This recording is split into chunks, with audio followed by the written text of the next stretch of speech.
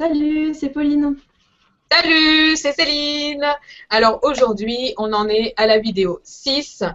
Donc, on va vous parler aujourd'hui des sucres. Voilà. Et notamment le sucre blanc et toutes les autres sortes de sucres. Et on va vous expliquer qu'est-ce qui est le mieux pour votre santé. Alors le sucre raffiné, c'est le sucre blanc. Le sucre blond aussi, qui est en fait du sucre caramélisé. Donc c'est faussement sain. C'est-à-dire, en fait, Pauline, tu veux dire que le sucre roux, c'est pas du sucre. C'est Il est pas pas. du sucre sain, non, c'est n'importe quoi.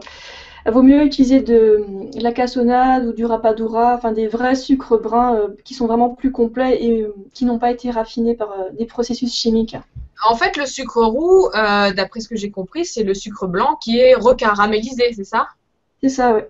Donc, en fait, on nous prend pour des abrutis. Totalement. Ok, donc il vaut mieux un sucre complet où il y aura les fibres, donc le rapadura, le sucre de noix de coco par exemple, le sucre de canne complet, donc qui a rien à voir, il n'est pas cristallisé en fait, hein, c'est vrai qu'il est un peu plus sableux comme une poudre. Ouais. Et le goût est vachement meilleur quand même, hein. Je sais pas ce que t'en penses, mais Lequel? le goût du rapadura, du sucre de coco, Alors du le sucre d'acai. rapadura, il a un goût de réglisse, je trouve, et le sucre de noix de coco, il a un goût de caramel. Il est vraiment très bon. Ouais. Alors dans quoi est-ce qu'on va retrouver des sucres, Pauline? Bah, le sucre, c'est comme pour beaucoup d'additifs, on le trouve partout. Tous les produits qu'on vous vend, les plats préparés, les sodas, les sucreries, dans quasiment tout, vous trouverez du sucre. Alors quand il y a écrit sucre dans les ingrédients, c'est que c'est du sucre blanc. Quand c'est du meilleur sucre, en général, ils précisent parce que c'est plus cher pour eux, donc ils s'en vantent. Il faut savoir que quand on lit les étiquettes, si le sucre vient en premier, ça veut dire que c'est l'élément qui est le plus dosé dans votre packaging. Donc, si vous lisez en premier sucre, ça veut dire que il est dosé au max. C'est l'élément qui est le plus concentré en fait dans vos aliments. Alors, on va retrouver aussi attention, dans les compotes. Souvent, il y a du sucre rajouté pour les enfants. Donc, il vaut mieux prendre des compotes qui sont 100% fruits sans sucre rajouté. Dans les yaourts, les gâteaux, les bonbons, les plats cuisinés, comme tu disais, les tartes, même dans les plats salés, ils rajoutent souvent du sucre. Oui. Et dans les produits bio aussi, c'est courant de trouver du sucre blanc dans le bio de supermarché. Les bio de marque du distributeur utilisent souvent du sucre. Alors, quand il y a écrit sucre dans les ingrédients, c'est que c'est du sucre blanc pas terrible. Même dans le lait de soja, le lait de noisette, ça peut arriver qu'il y en ait, donc vérifiez.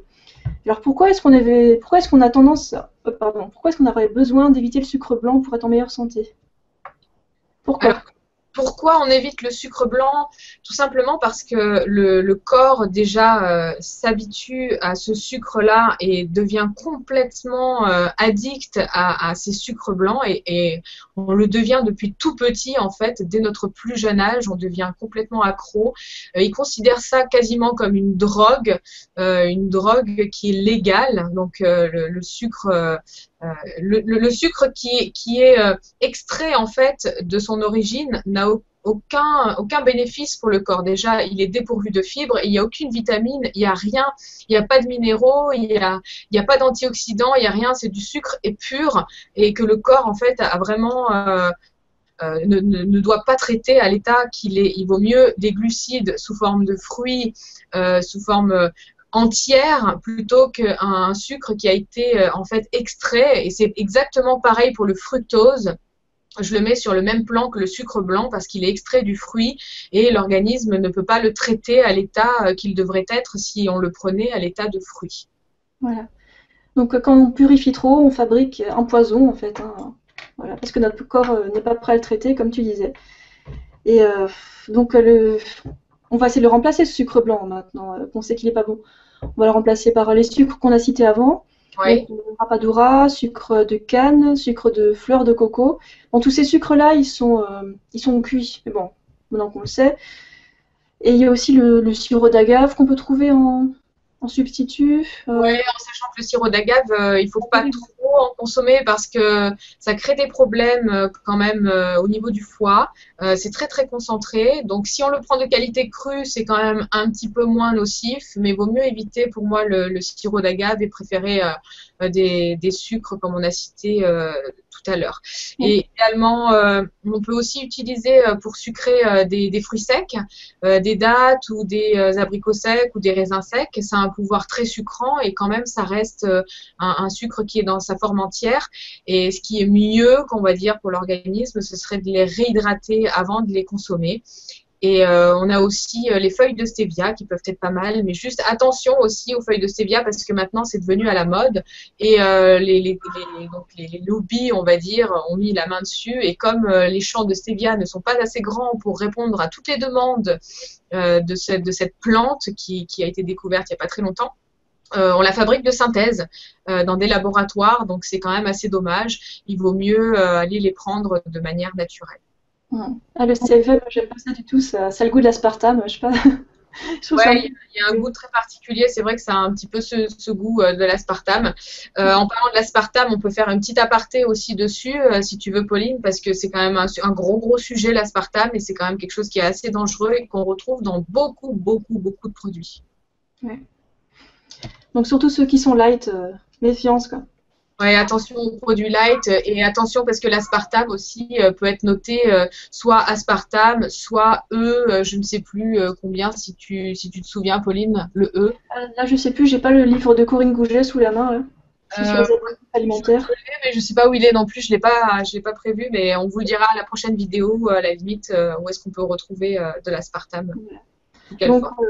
à bannir absolument le sucre blanc et l'aspartame et le remplacer par les sucres plus naturels. Et le sucre de coco étant le meilleur parce que c'est celui qui a l'indice glycémique le plus bas qui est de 24. Voilà, je m'en souviens. Ouais. Alors, le challenge numéro 6 pour aujourd'hui, qu'est-ce qu'on va faire, Pauline? Alors, moi, j'aimerais qu'on intègre, en fait, plus de fruits au repas de midi et en début de repas, puisqu'on est en train de parler de sucre et que l'organisme n'est pas bête. S'il nous demande du sucre, c'est qu'il en a besoin et c'est que nos cellules, en fait, carburent au sucre, mais le sucre des fruits, qui a un glucose qui est complètement très bien traité par l'organisme et qui va nous donner toute l'énergie nécessaire à tout notre fonctionnement, on va dire que ce soit cérébral ou que ce soit pour une activité sportive. Donc avec les glucides, on va avoir toute l'énergie qu'il faut et surtout quand c'est des glucides des fruits. Donc n'hésitez pas à en consommer toujours plus dans votre journée. Donc on en était au repas de fruits le matin, le petit déjeuner, et je voudrais qu'on intègre maintenant le repas du midi. On fait un début de repas avec des fruits parce que les fruits se mangent toujours en début de repas et jamais en fin de repas. Le fruit est quelque chose qui va transiter très vite dans notre intestin grêle et qui va transiter vraiment tout de suite. Il va être utilisé par nos cellules en un quart d'heure. Notre corps bénéficie en fait quasiment de tous les bénéfices du sucre qu'il y a dans les fruits. Et si on a mangé quelque chose avant et qu'on va prendre notre fruit en dessert, le fruit va rester à la surface et va fermenter et va créer de l'alcool qui va être nocif bien sûr pour notre organisme. Voilà. Et des gaz et des dérangements au niveau du ventre, quoi. Donc toujours au début des repas. Voilà. Les fruits sont un aliment très complet. Il n'y a pas que de l'eau et du sucre dedans. Il y a des fibres, des minéraux, des vitamines, plein de bonnes choses en quantité parfaitement conçue. Voilà, donc intégrez ça au début des repas. Et je vous rappelle les autres défis des jours précédents. Un demi-litre d'eau le matin au réveil. On réduit aussi le gluten, les laitages, la viande, le poisson et le sucre raffiné. Voilà.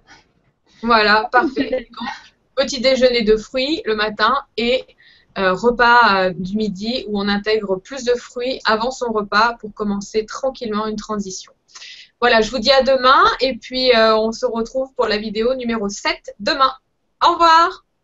À demain!